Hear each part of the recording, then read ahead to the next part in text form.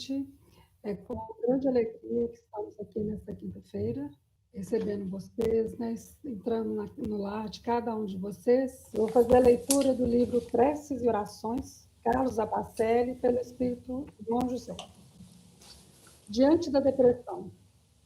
Mestre, diante dos quadros depressivos que sofremos, precisamos ter ânimo para lutar. Queremos viver. Não nos deixes pensar em morte. Auxilia-nos a encontrar a porta de saída do labirinto escuro em que nos internamos.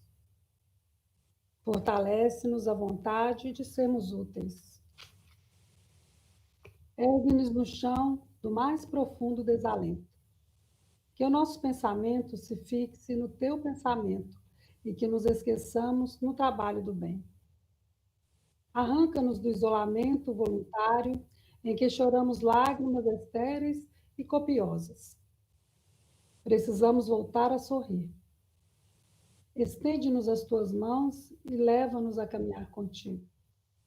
No fundo, Senhor, depressão é egoísmo ou drama da consciência. Liberta-nos da cela fria em que nos enclausuramos com as chaves do teu imenso amor.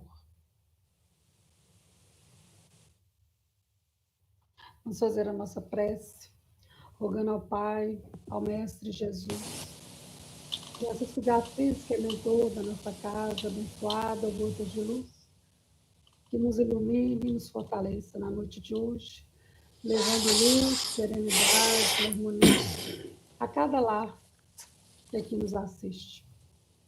Pedimos luz ao nosso expositor Ibrahim, para que ele possa levar uma palavra que precisamos ouvir, que console nosso coração, que nos traga entendimento. Que nós, como espíritas, possamos olhar os aprendizados que tivemos até agora, para que sejam instrumentos do nosso fortalecimento diante das adversidades que agora enfrentamos. Rogamos ao Pai que nos ampare, nos ilumine a caminhada, para que onde quer que estejamos, possamos ter sinais vivos da tua presença luminosa em nossas vidas. Que assim seja. Fique à vontade, Ibrahim. Eu posso começar? Então, vamos lá. Gente, boa noite a todos. É com muita alegria que a gente está aqui recebemos o convite carinhoso do Brasil Fernandes, né, para que a gente pudesse fazer juntos aqui esse estudo. Participou durante algum tempo como tarefeiro efetivo da casa, né, nas reuniões mediúnicas, nos estudos, e que já participava também da casa, frequentando como fazendo estudos lá, quando era no antigo endereço, né? E as nossas festas juninas, que a gente está sempre presente. Esse ano não teve, né, por causa da pandemia, mas se Deus quiser, ano que vem a gente faz duas, ou faz uma maior, né? Então, vai ser bom que a gente vai estar com o nosso afeto assim, represado, e vai ser muito bom a gente poder se reencontrar nessa condição. E pelo jeito que a coisa vai, né, talvez a vacina mesmo, que vai dar abertura total para que a vida volte ao normal, só aconteça mesmo lá no final do primeiro semestre, né, segundo os estudiosos dizem. Mas hoje pediram para que a gente fizesse um estudo aqui sobre um ponto interessante da doutrina espírita, não que os outros não sejam, mas um ponto bem marcante para raciocinarmos sobre o que a gente está vivendo e como que a gente vivencia a doutrina espírita. Esse pedaço está no livro Opinião Espírita, um livro que foi enviado pelos espíritos Emmanuel e pelo espírito de André Luiz.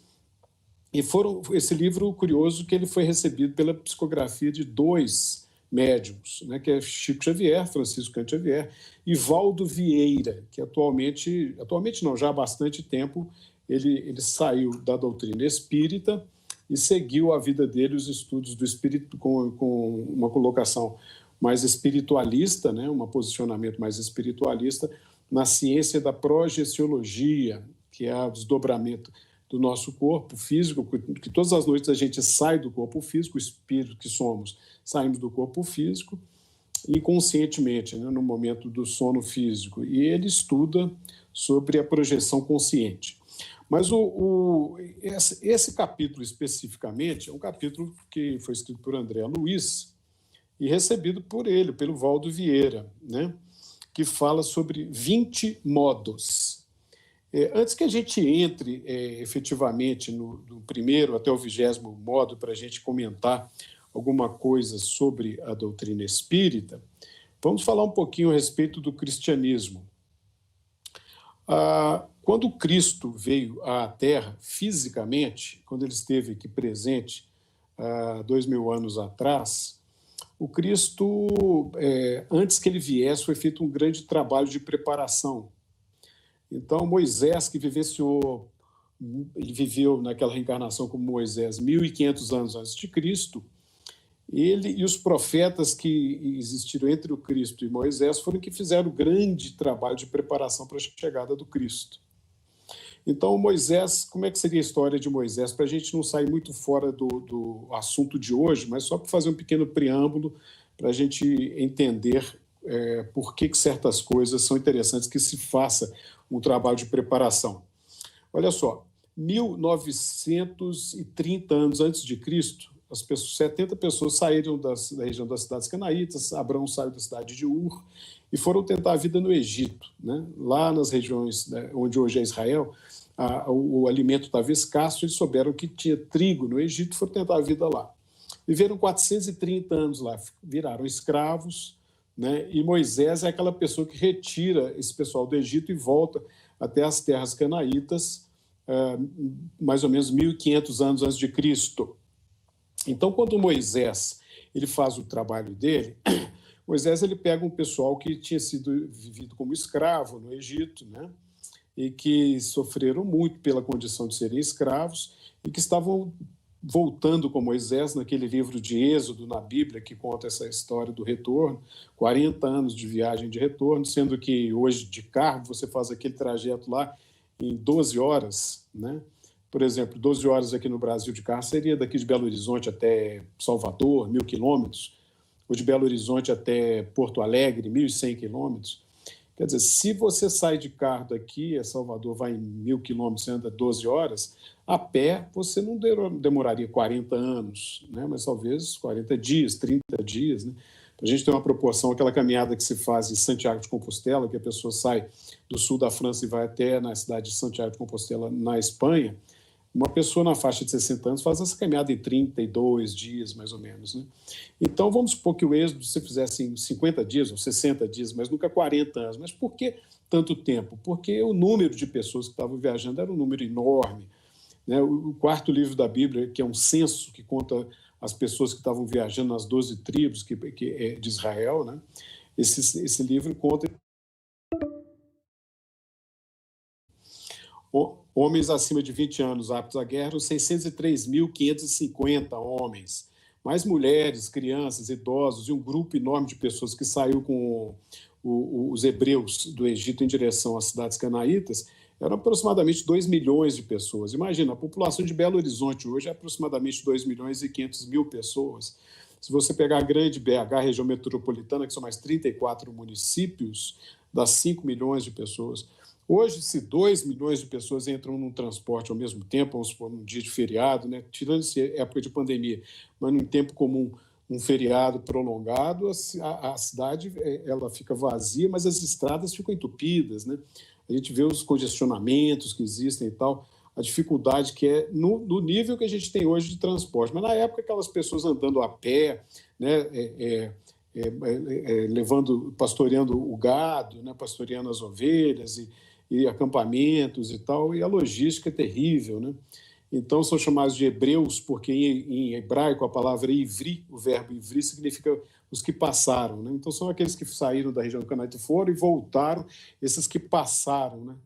Que é do verbo hebraico ivri, passar. Então, são os hebreus ou hebreus, né? Portuguesando, né?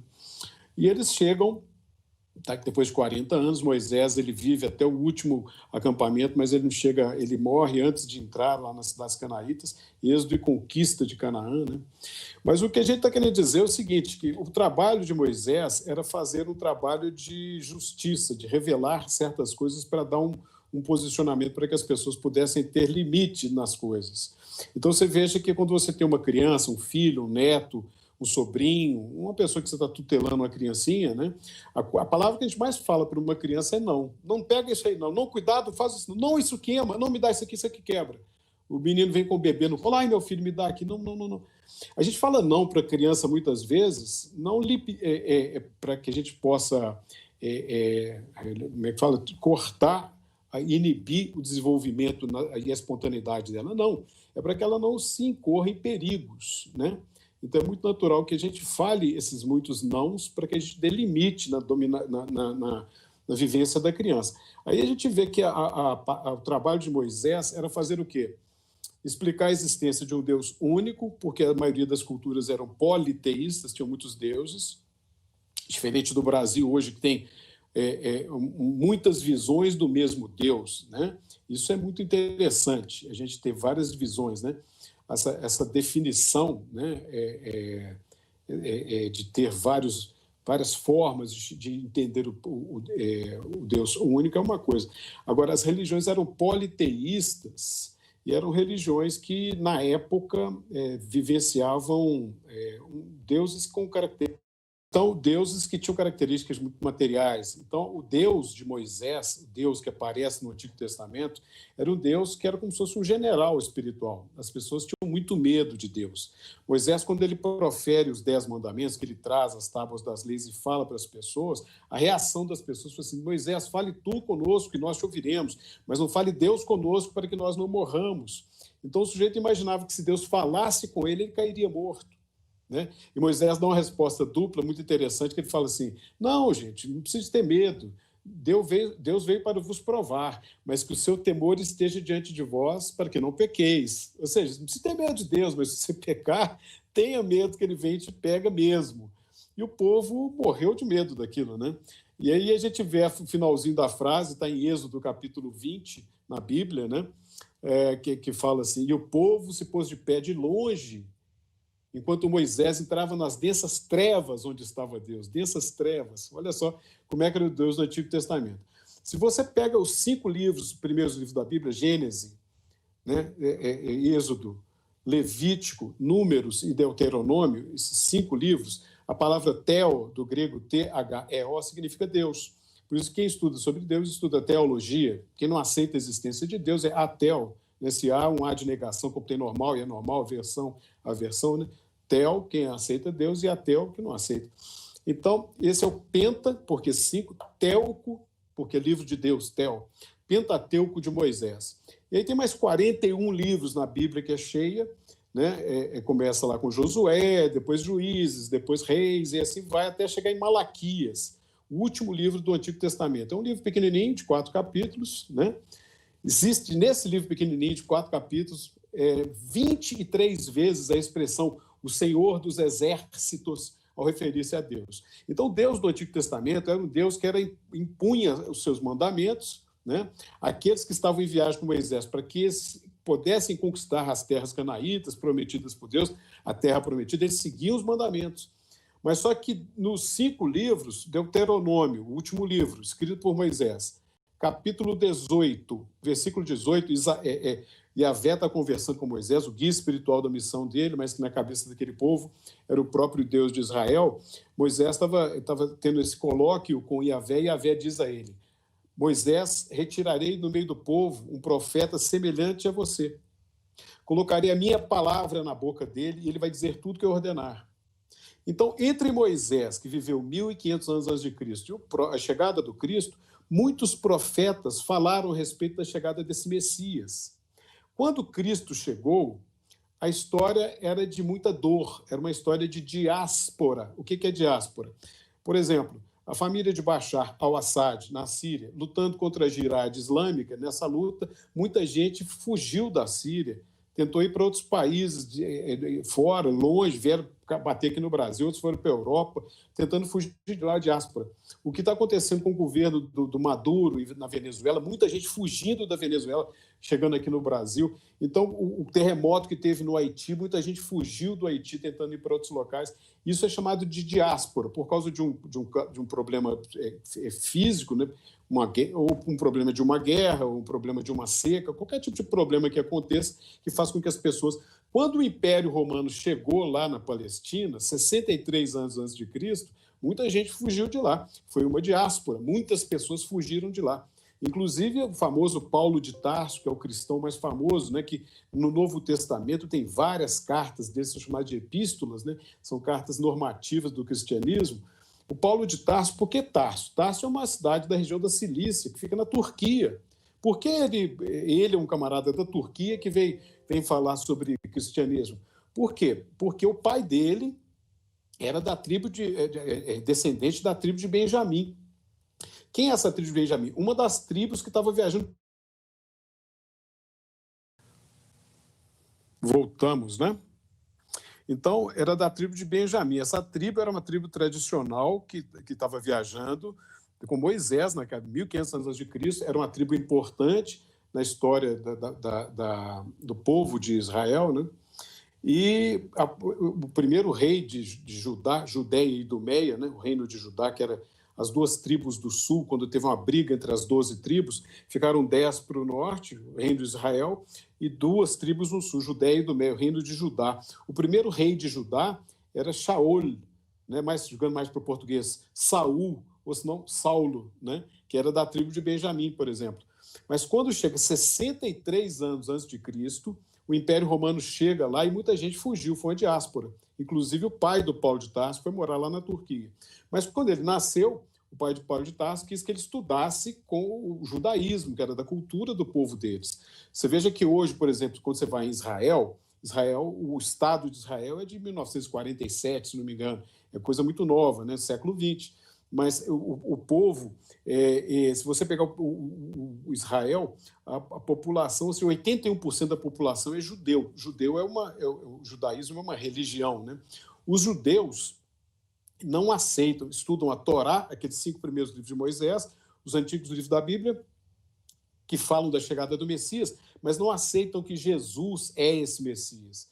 Quando Jesus Cristo chega, eles estavam esperando alguém que pudesse libertá-los do poderio do Império Romano.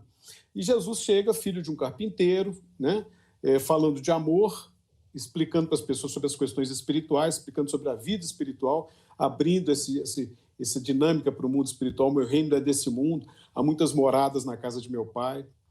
Bem-aventurados que sofrem, porque serão consolados. Aonde, Jesus? No reino dos céus. O que é esse reino dos céus? Para o povão ele explicava através de parábolas, para os apóstolos ele explicava as parábolas, o significado delas, e entre os 3 apóstolos, Pedro, Tiago, maior, e João, ele se demonstrava espiritualmente, que era a elite do colégio do apostolado. Então Jesus Cristo sabia que ele não poderia falar tudo naquela época, ele não se coloca como quem vem plantar a árvore do cristianismo, mas quem vem semear a semente do cristianismo. A gente vê no livro de Lucas, capítulo 8, a parábola do semeador, ele exemplificando isso, né? Só que aquele momento era um momento que as pessoas sofriam sem saber por que sofriam. E o que existia de religiosos na época, que eram os mais eminentes, né? Os sacerdotes, os fariseus, os escribas, ou seja, os doutores das leis, quem estudava a lei, esses escribas e fariseus eram pessoas que muitas vezes eles tinham grande conhecimento das escrituras, mas eles não vivenciavam de acordo com os conhecimentos que tinham. Eles vivenciavam a religião externamente, do ponto de vista social, né? Eles gostavam como se estivesse contristando o rosto, falar que eles estavam fazendo jejum, mas muitas vezes aquilo era como se fosse uma maquiagem, né? Jesus até faz uma crítica sobre isso, né? Eles gostavam de ser chamados de rabi nas praças públicas e nas vias públicas, o que significa mestre, né? Eles andavam com o filactério, que é um cofrezinho de couro, que tem, se você abre, tem uns textos do Antigo Testamento em filetezinhos de couro, né? Eles andavam com o tzitzit, que é uma franja que tinha nas roupas deles, demonstrando que eles eram seguidores das leis, mas muitas vezes na vida particular deles eles não seguiam as leis. Eram pessoas que falavam para os outros, mas não cumpriam. Jesus coloca claramente no livro de Mateus, capítulo 23, ouçam o que dizem os escribas e os fariseus, mas não vivam a vida como eles vivem, porque os conhecedores que são das leis estão sentados no trono de Moisés, eles sabem o que eles estão falando, mas eles vão atar fardos pesados nas suas costas para que você siga a lei, mas eles mesmos não querem seguir a lei, nem encostar na lei, nem com o dedo. Eles vão ver um cisco que está no seu olho, porque se você errar, eles conhecem bem a lei, mas não percebem a trave que está no olho deles. Raça de víboras, hipócritas. Tira primeiro a trave do seu olho para depois ir lá tirar o cisco que está no olho do seu irmão. Então, Jesus ele nos abre o olho para essa hipocrisia, a gente entendendo que o Novo Testamento ele foi escrito em grego, koiné. O Antigo Testamento é hebraico, mas o Novo Testamento é em grego, koiné. E depois foi traduzido, né, para latim e depois traduzido para as outras línguas. Né? Em grego, koiné, essa colocação que Jesus fala de hipócrita, hipócrites significa ator, viu, gente? Então, hipo é abaixo do normal, hiper acima. Eu fui ali no hipermercado, supermercado grande. Eu estou com muito frio, estou com hipotermia, né? Não confundir com hipos, que é cavalo, né? Hipo, abaixo. Então, hipocrites, que o seu critério, a sua essência está abaixo. Os atores no teatro grego, e tinham dois tipos de peças de teatro. As peças que eram tragédias, que sempre terminavam com uma coisa triste, uma morte, e as peças que eram comédias. E os atores sempre se apresentavam com máscaras, que eram ou uma máscara rindo, quando eram as comédias, ou uma máscara triste, quando eram as tragédias. Reparem que até hoje o símbolo do teatro ainda são essas duas máscaras, né? Uma máscara sorrindo e uma máscara triste, que vem dessa época. Ou seja, a essência, a verdade, a critério, a verdade da pessoa estava debaixo de uma máscara. Então, por quê? Ele era um ator. Então, quando Cristo chama os fariseus de hipócritas, não é falso, não, é ator, está atuando, está fingindo que é uma coisa. Né? O ator não quer dizer que ele é uma pessoa falsa, ele só está fazendo uma peça, um filme, uma novela, vivendo uma personagem, né, diferente do que ele é na vida real. Mas os fariseus viviam isso como se eles fossem, eles encarnavam aquele personagem de homens puros, de seguidores das leis e tal. Então, mas Deus sabe fazer essa distinção muito grande quando ele fala sobre as pessoas que vão se encaminhar para a porta estreita e as pessoas que vão se encaminhar para a porta larga num determinado momento da sua vida. Ou seja, aquelas que vão para a porta estreita, que o caminho é dificultoso e ela tem um tempo para fechar, são as que vão alcançar graças espirituais. E as que estão seguindo para a porta larga, que está aberta o tempo inteiro, são as pessoas que têm mais valores materiais, são as pessoas que estão distanciadas dos interesses de valores espirituais.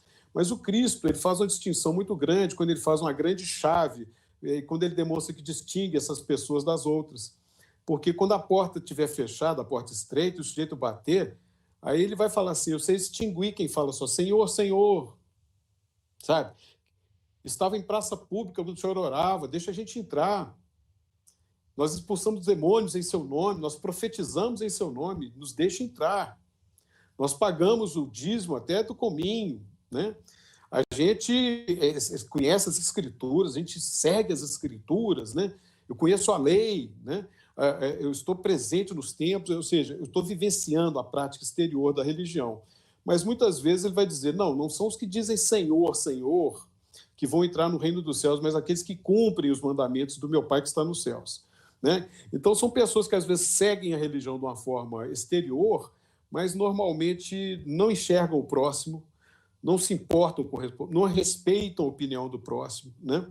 Não amam as pessoas, não praticam a caridade, não vão atrás dos necessitados. Então, a religião é uma vivência mais social do que uma vivência espiritual. Está errado? Não. Está da seguinte maneira, cada um é cada um, mas a cada um segundo suas obras, segundo as suas escolhas, né?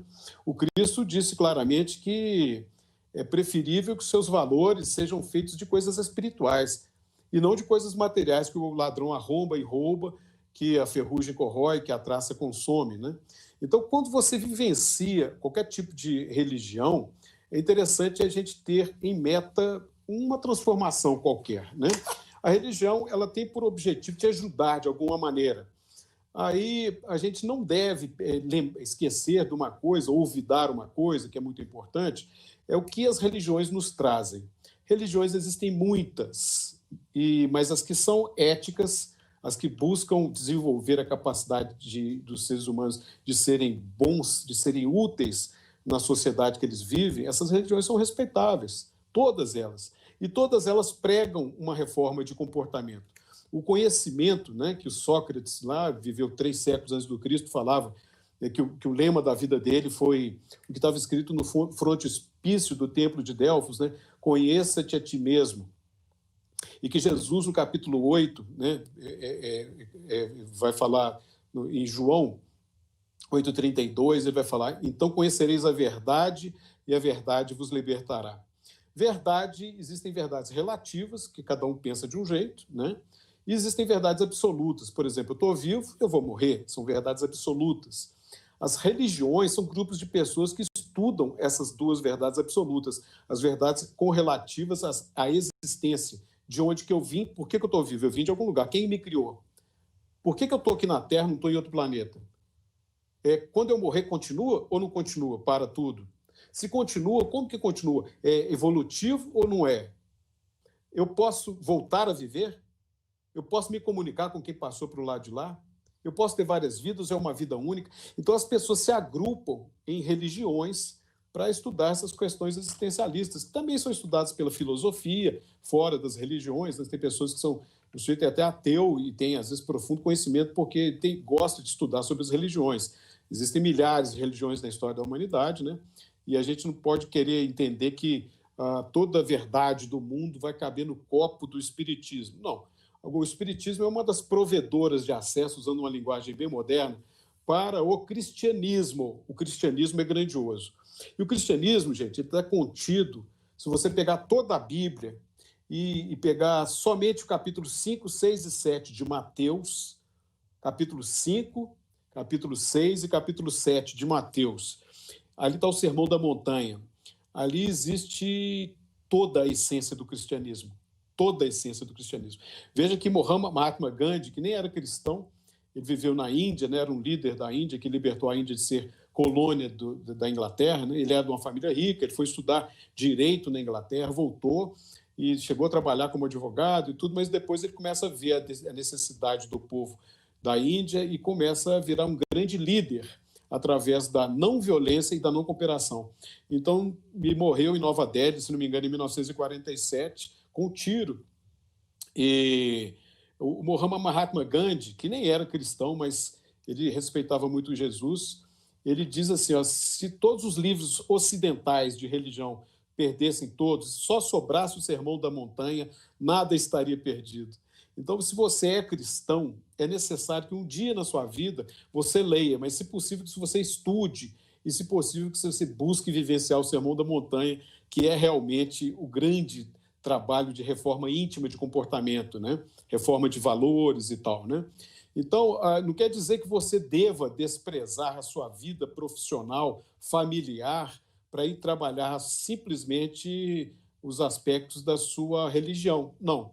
O Espiritismo é muito claro em dizer que o importante é que você entregue à sua religião ou à sua vivência espiritual o tempo que você tem, fora o tempo que você tem da sua família, o tempo que você tem do seu trabalho, do seu lazer, né, seu descanso, você entrega aquilo ao Espiritismo. Mas o Espiritismo, ou qualquer tipo de religião, você não deve desprezar os seus deveres profissionais para que você se entregue à religião, né? Inclusive, a gente deve desenvolver muito as nossas questões profissionais, porque é através delas que você consegue, muitas vezes, utilizar a sua capacidade para ajudar pessoas, né? O amai-vos uns aos outros está em todos os locais. O sujeito é engenheiro, o sujeito é padeiro, o cara é varredor de rua, a pessoa é dona de casa, o sujeito é aposentado. O amai-vos uns aos outros é através de onde você estiver, né? Existe um livro de autoajuda que o conteúdo dele é mais de autoajuda, assim, tal, não é tão profundo, mas ele tem uma coisa interessante, o título. O título do livro é assim: Floresça onde estiver plantado. Então, veja que um ipê amarelo, né? Um flamboyant, ele vai florescer onde ele estiver plantado. Pode ser numa avenida cheia de carro passando e fumaça de ônibus, pode ser no meio da mata. Ele não escolhe. Onde ele foi plantado, ele floresce. E é interessante que as grandes mulheres, os grandes homens que mudaram a história da humanidade, normalmente nasceram em locais pequenininhos, lugares humildes, em famílias até humildes. Um ou outro que nasceu numa família rica abandonou a riqueza da família, né? Um Buda, né? O Siddhartha Gautama, você pega Francisco de Assis, né, que o pai dele é o Bernardone, que era rico, um rico comerciante da cidade de Assis, na Itália, e ele vai largar tudo e viver vida simples. Né? Mas você pega a maioria das pessoas que modificaram a história da humanidade nasceram em locais pequenos, mas eles nunca desprezaram a sua capacidade de auxílio, que pode ser através da sua profissão, inclusive, né? Agora, muitas vezes, a gente se entrega à religião e se ausenta do que a religião te pede mais para fazer, que é ir ao encontro dos necessitados, das pessoas que sofrem, através da prática da caridade. O Espiritismo é muito claro em dizer o seguinte, que não há salvação fora da verdade, nós não temos toda a verdade, mas não há salvação fora da caridade, a prática do bem, que você não precisa ser espírita, não precisa ser cristão, não precisa ser nada. Pode ser através de uma ONG, pode ser através da sua empresa, pode ser através da sua vivência pessoal. Você vai lá e auxilia o necessitado. Né? O Cristo, ele fala em Mateus 25, dá comida a quem tem fome, bebida a quem tem sede, roupa a quem está desnudo, visitar quem está preso, ajudar quem chegou e não tem onde ficar, ajudar quem está acamado, quem está doente. Né? Então, a caridade material é muito, muito importante para que a gente vivencie o cristianismo, né? E não simplesmente, como Cristo falou dos fariseus, que a gente não seja um moderno fariseu que conhece os estudos das leis, mas que não segue as leis no seu dia a dia, né? Se você for fazer parte de um trabalho espiritual, dentro de uma casa espírita ou de alguma tarefa assistencial, lembre-se de uma coisa interessante. Eu vou mostrar aqui um livro. Esse livro foi escrito por um grande escritor, jornalista, tradutor, chamado O Centro Espírita, que vai aparecer ao contrário, né? Nessa live isso aparece ao contrário, mas O Centro Espírita, Herculano Pires. Nesse livro, existe uma pergunta que foi feita a Victor Hugo. Victor Hugo, em português, Victor Hugo, grande escritor francês que se tornou espírita. Victor Hugo, ele foi perguntado para ele, Victor Hugo, o centro espírita, o que é? É um templo ou é um laboratório, né?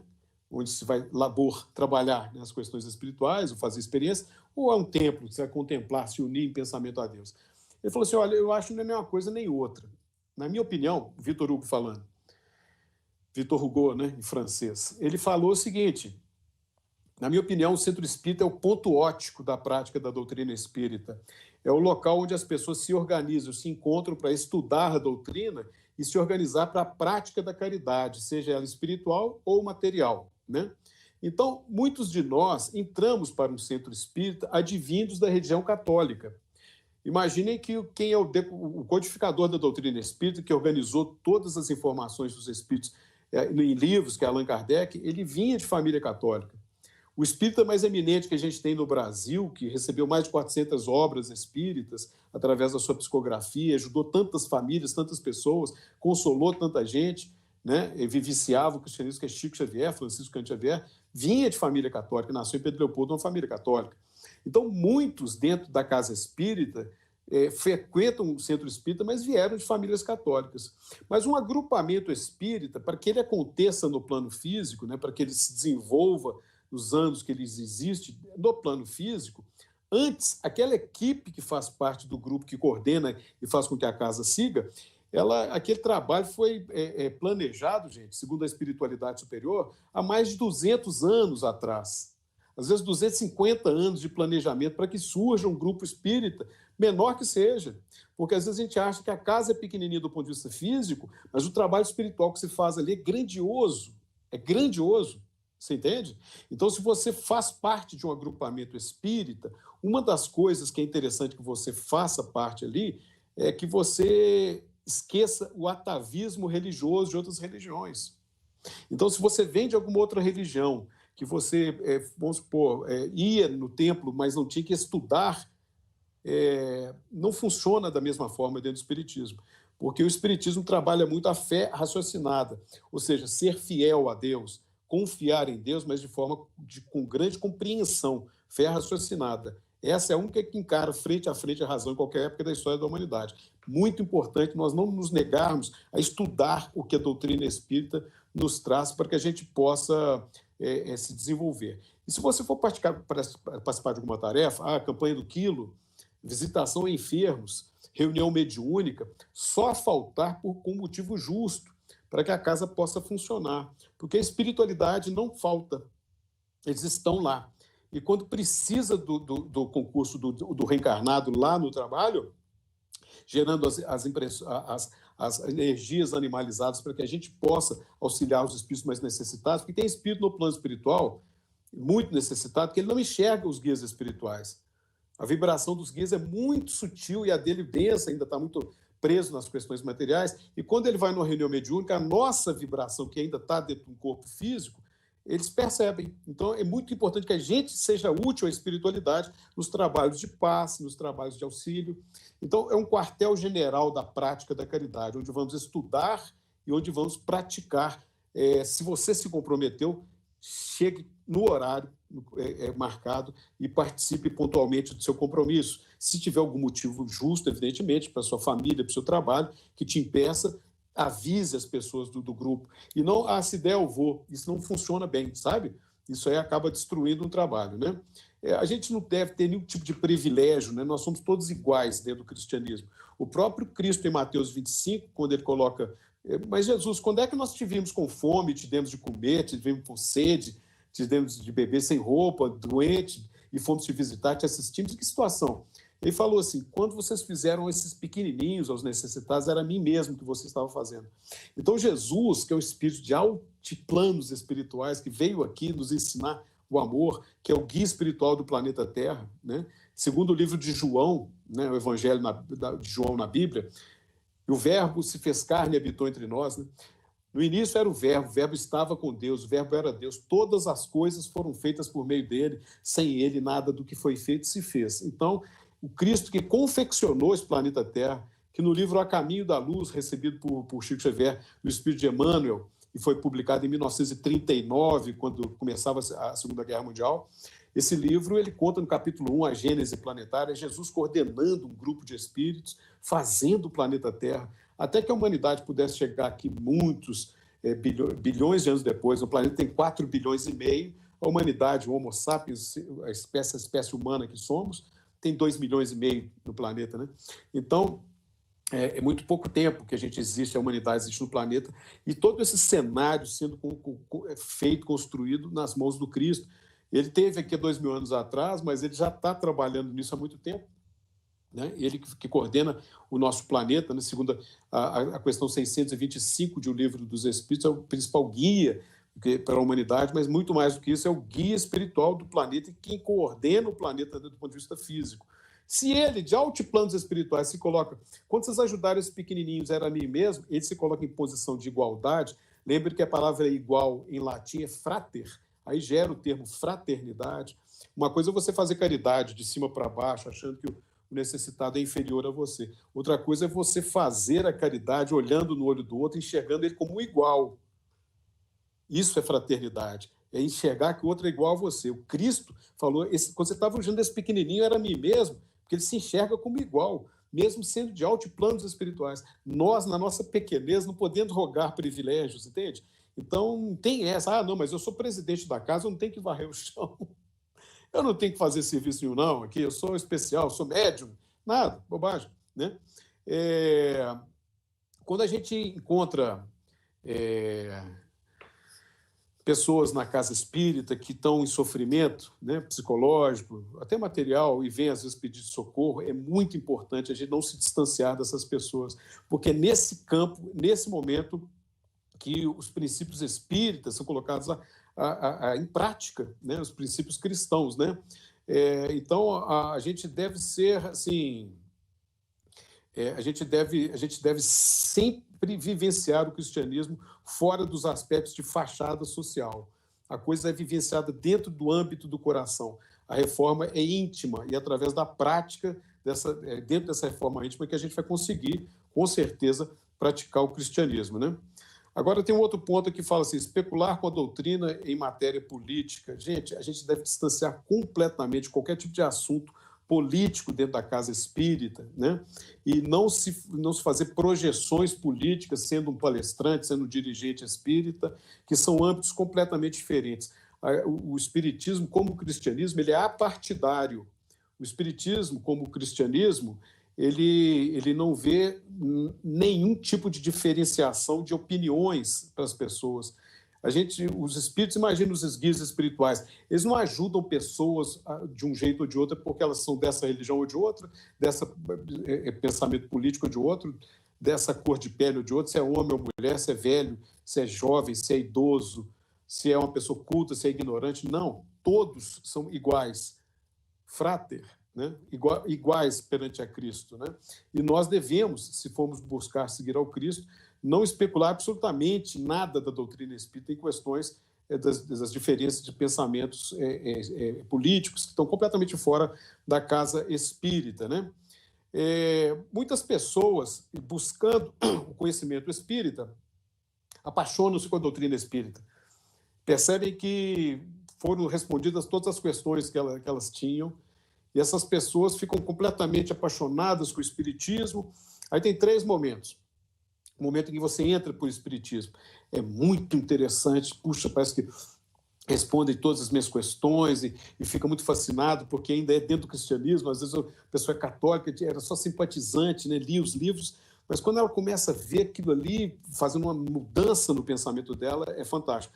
Então a pessoa entra no espiritismo. Quando ela vai estudando o espiritismo, ou seja, os conhecimentos, que não pertencem ao espiritismo, pertencem à espiritualidade, né? Não pertencem a nenhum tipo de religião. Eles começam a entrar na pessoa. Então tem o segundo movimento, o sujeito entra, aí tem um movimento que passa a entrar na pessoa, aquela compreensão. Aí tem o terceiro movimento, que é o melhor, é quando começa a sair da pessoa em forma da prática da caridade, a prática do amor, né? Do amor fraternal, né? E aí, só que a pessoa às vezes se apaixona-se tanto com isso que... O que você faz segunda-feira? Eu tenho reunião mediúnica. E o que você faz na terça? Eu vou lá no centro para ajudar na evangelização infantil. E na quarta-feira? Eu vou lá eu tenho uma tarefa lá junto com o pessoal lá da livraria do centro. Legal. E na quinta-feira? Na quinta-feira eu aplico o passe. E na sexta-feira? Na sexta-feira eu sigo com a equipe de distribuição de sopa e pãozinho para os mendigos na rua. Que bacana. E no sábado? No sábado tem campanha do quilo. E no domingo? No domingo eu fico com minha família. Espera aí.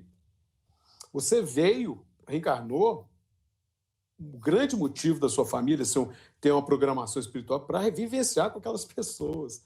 Então, não despreze a vivência familiar em nome do centro espírita, em nome das obrigações, né? Então, é muito importante a gente entender que a vida é um leque. Você tem a sua família, a sua vivência espiritual, seu trabalho, seu esporte, seu lazer, sua cultura, sua arte, tudo. Se você fechar tudo numa das paletas do leque, você perde as outras coisas. E não devemos sacrificar de forma nenhuma a nossa família por causa dos nossos trabalhos referentes à fé, né? Então, se você pega muitas obrigações, né?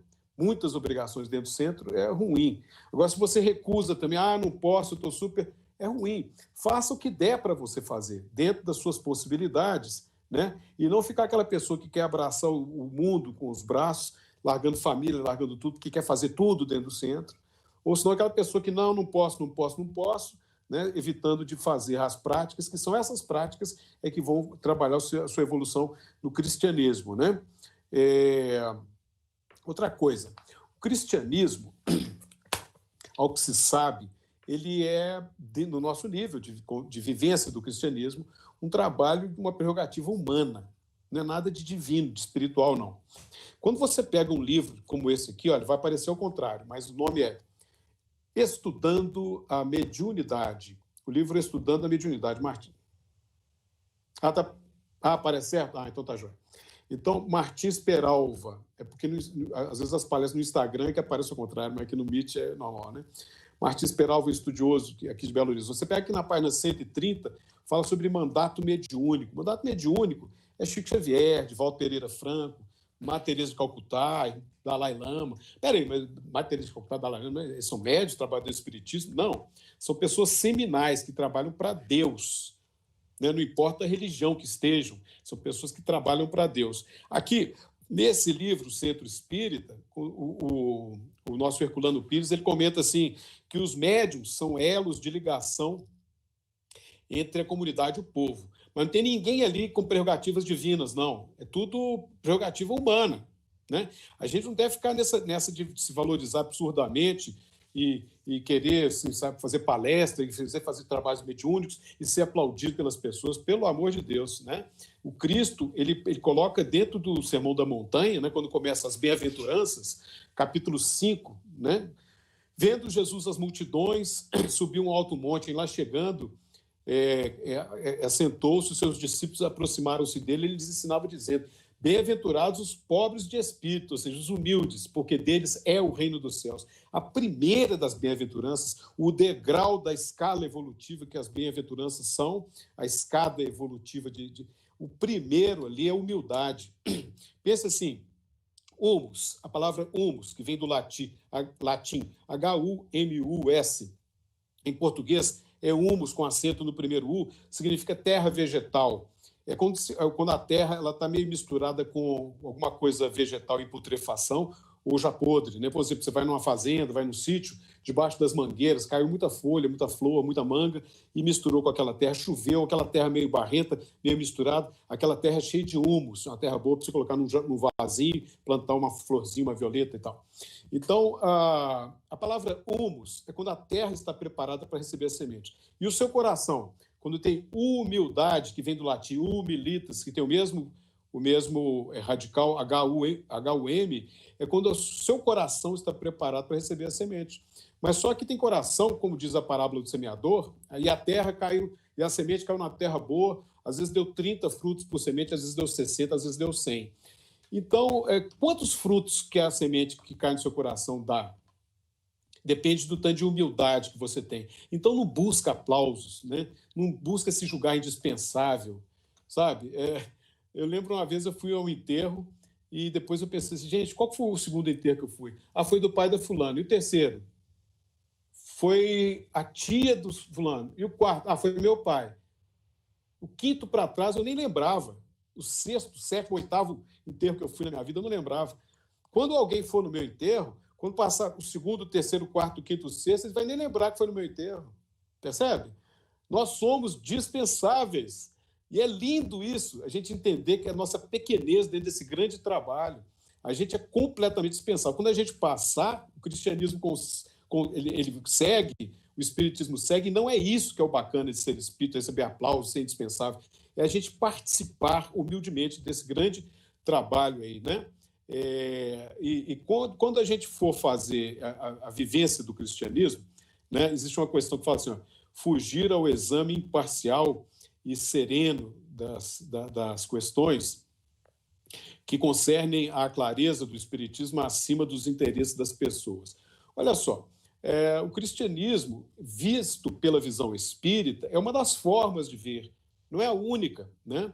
A gente deve entender que todas as questões pessoais de cada um, a gente não tem que obliterar, tampar, não, mas a doutrina espírita diz isso, e a gente não deve, usar de parcialidade, não, né? Fugir ao exame imparcial e sereno das questões que concernem a clareza do espiritismo, né? Muitas vezes a gente quer julgar coisa pessoal ali dentro, coisa muito parcial. A gente quer passar a nossa ideia numa palestra, a ideia pessoal minha. Não, que a gente seja um bom repórter, que reporta de forma isenta, né, e com clareza e com distanciamento o que o cristianismo e o espiritismo diz. Se você estiver difundindo alguma palavra espírita ou conversando com alguém sobre isso, né? No finalzinho aqui, a gente está acabando o tempo também, ferir os outros com palavras agressivas ou deixar de auxiliá-los com palavras equilibradas no momento preciso, né? Há pessoas que utilizam o conhecimento como forma de opressão, né? O conhecimento ele é muito utilizado dessa maneira, como forma de opressão, sendo que o conhecimento ele só tem valor em movimento e a gente entendendo que ele não é nosso, ele passa por nós, nem nós vamos ficar aqui, a gente é passageiro, mas quando passar por nós é importante que a gente passe para as pessoas. Madre Teresa de Calcutá, entendendo que muitas pessoas humildes às vezes não sabem nem ler nem escrever, e os que sabem ler e escrever não leem os aspectos espirituais, nem a palavra de Jesus, e se leem às vezes não entendem. Olha o que a Madre Teresa de Calcutá falou. Meus filhos, é importante vocês entenderem que muitas vezes a palavra de Jesus só vai chegar no ouvido de uma pessoa através da sua boca. Importante a gente não ser parcial, não julgar nossas ideias pessoais, mas a gente ser um repórter, um explicador sem melindres das palavras de Jesus. Ah, mas se não tiver cheio de gente lá no local, vocês não me aplaudirem, vocês não me dignificarem, eu não vou. Não sejamos melindrosos, né? A palavra do Cristo, ela é muito maior do que o cristão, né? Então, a gente não deve se prender nas coisas do cristianismo, não, mas prenda-se nas palavras do Cristo. Entenda que o cristianismo é o objetivo dele é a gente entender as palavras do Cristo e não ficar se dignificando socialmente com aquilo tudo e se achando melhor do que os outros. Já no nosso finalzinho, falta 1 minuto e faltam 3 pedacinhos aqui, né? Esquecer o encargo natural de cooperar respeitosamente com os dirigentes das instituições doutrinárias. Muitas vezes as pessoas esquecem de ajudar, né? E falam, eu vou lá é ótimo, vocês palestram, beleza. Chega lá, o chão está limpo, tem cadeira lá, a parede está pintada, igual está acontecendo essa obra lá agora no grupo, né? Tem luz elétrica funcionando, você vai no banheiro, você dá descarga, tem água, tem papel, isso tudo custa dinheiro. A gente não está vivendo no plano espiritual ainda. Então, tudo isso tem custo. Tem gente que varre o chão, às vezes não é espírito, é uma pessoa contratada da casa. Então, é importante a gente entender por que o espiritismo não cobra dízimo, não cobra nada e tal, não passa sacolinha. Não quer dizer que não precise, não tenha necessidades materiais. É importante que a gente não esqueça de auxiliar quem dirige a casa, e essa direção normalmente ela vai sendo mudada para que cada um possa experimentar isso, mas sempre que estiver na posição de dirigente, a gente auxiliar. E finalzinho, lisonjear médios e tarefeiros da Casa Espírita e largar aos outros responsabilidades que nos competem. Bom, se você se colocou na posição de um tarefeiro, cumpra a sua posição. É muito ruim quando você não vai fazer a palestra, não vai participar da tarefa de campanha do quilo, ou não vai ajudar lá na festa para angariar fundos para ajudar necessitados, ou as necessidades da casa de sobrevivência, e também não ficar naquela de elogiar, nossa, que médium fantástico, que palestrante fantástico. Isso é bobagem, gente. Isso aí é passar lustre na vaidade do outro. A vaidade é um dos principais tropeços da humanidade. Todos nós somos passageiros, somos farinhas do mesmo saco. Tem um ou outro que é melhor que a gente, que reencarna aqui como missionário, né? O Madre Teresa de Calcutá, Chico Xavier, Dalai Lama, como a gente estava falando, o Sai Baba, grandes seres humanos, grandes mulheres e homens que reencarnam com grande objetivo, né? Mandatos mediúnicos. A gente é farinha do mesmo saco. Então, a gente não tem que ficar nesse elogio, nossa, parabéns, porque muito que vem da gente, passa pela gente, vem da espiritualidade. Tem da gente? Sim. Você estuda? Sim. Você tem facilidade? Sim. Mas ficar... Meus parabéns, que mensagem mediúnica fantástica que você recebeu, meus parabéns pela palestra. Não vamos ficar lustrando o ego das pessoas, não, porque isso aí, normalmente, o sujeito vai ficando orgulhoso, tampa as ouças e vai se encaminhando para o abismo que ele desaba, tá? É o abismo da própria vaidade. Então, essas são as palavras desses 20 princípios, nesses 20 modos de vivenciar dentro da doutrina espírita. É lógico que aqui a gente falou as 20, mas não para por aqui. Muito vai dentro do pensamento de cada um, de refletir sobre como está vivendo a doutrina espírita, que é muito boa na vida de quem consegue vivenciá-la amorosamente, especialmente dentro do estudo e da prática da caridade material e espiritual.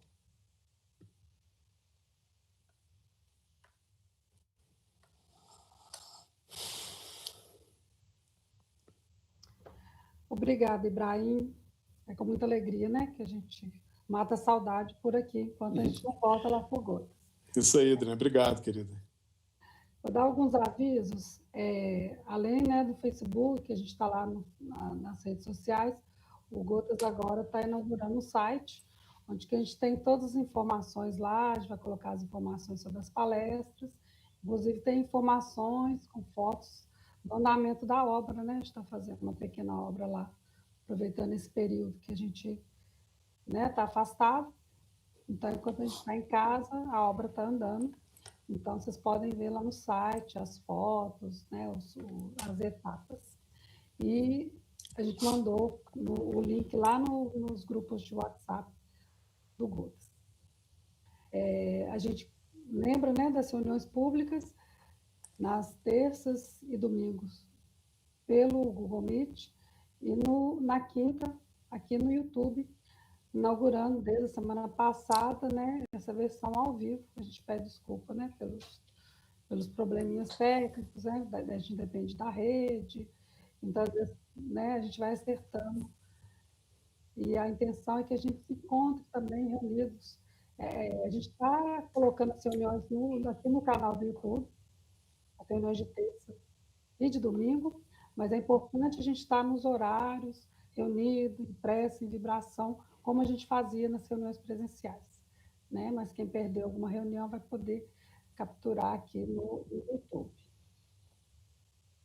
A gente também continua, as reuniões da Prema Cidade começou na semana passada, os encontros via Google Meet também, às 17 horas, a Mocidade também se reúne nesse horário.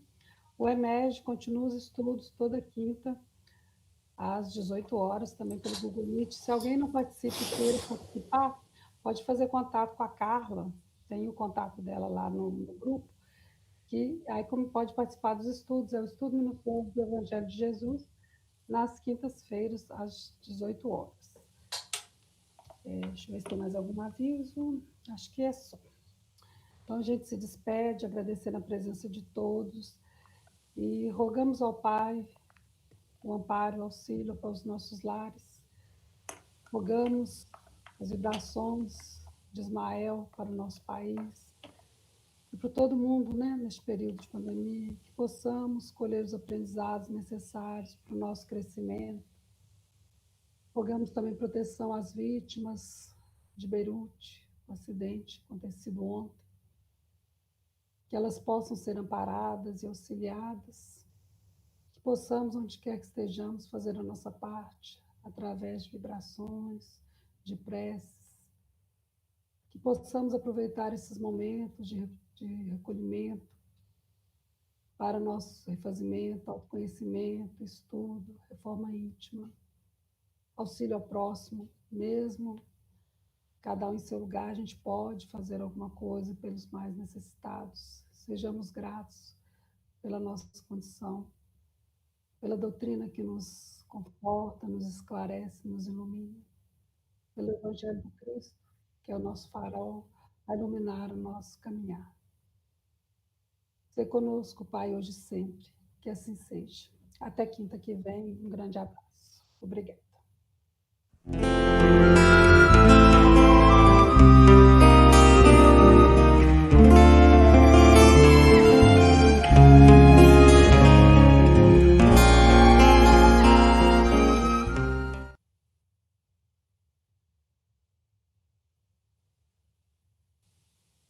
Ok.